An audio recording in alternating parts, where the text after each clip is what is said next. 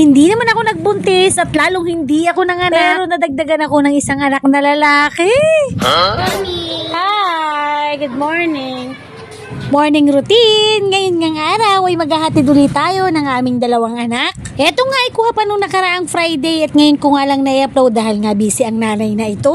At every Friday nga, yung dalawang mag-ate na yan ay pampiinga ang ipinasusuot ko. At yung araw na yan nga ay medyo tinanghali nga kami ng gising kaya naman nga pakiramdam ko late na nga yung mag-ate. Morning, ma'am!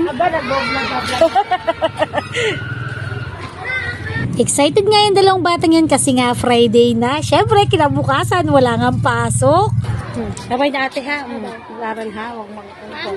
Hi! Good morning. O, diba? Instant? Hindi man ako nagbuntis, hindi ako nanganak, pero nagkaanak ako ng lalaki. Tanghaling ganap naman nga, kaya naman nga eto at lakad na naman ang nanay na ito. Magdadala nga ako ng tanghalian ni Ate Akila at ni Baby Kin. Sobrang init nga talaga ng panahon pero ito nga taglakad pa rin ako dahil ang tagal ko na nga naghihintay ng tricycle wala nga akong masakyan. Ay sus, ayaw mo lang magbayad ng 15 pesos. At pagdating ko nga dito sa eskwelahan, ninuna ko nga dalan si Ate Akila ng pagkain. May nakasalubong pa akong magandang babae dun. Wow! Hindi pa nga break time ni Ate Akila pero lumabas din siya dahil sabi ko nga isasalinan ko na nga yung tubigan niya dahil alam ko nga ubos na ang tubig niya. Para kasing bibi yan, ang lakas-lakas uminom. Konti na lang talaga ang natira. At matapos ko nga salinan ng tubig si Ate Akila, ito nga tagpahangin pa nga ako dito sa taas. At dahil nga dito sa taas, kitang-kita mo yung baba, kaya naman nga nagdesisyon na ako bumaba kasi nga nakikita ko na yung mga kapwa ko nga nanay na nagdadala nga ng pagkain sa kanilang mga anak. At alam nyo na nga, ang sinyalis na yan talaga na malapit na nga mag-lunch break. Yun na, kain na. That's me!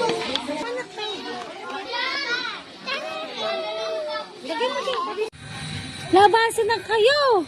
Naku po, lagot. Late nga ako nakasundo kasi nga nakasalubong ko na nga yung isang kaeskwela ni Baby King. Ako nga sumundo kay Ate Akila at kay Baby King kasi nga si Papa ay nasa biyahe. Kaya nga super bilis ko na naman nga maglakad papunta sa school. At pagpunta ko nga ng classroom ay nakita ko nga si Baby King aba ay nagwawalis siya nung sipag. Parang tunay, sa bahay magwalis ka din.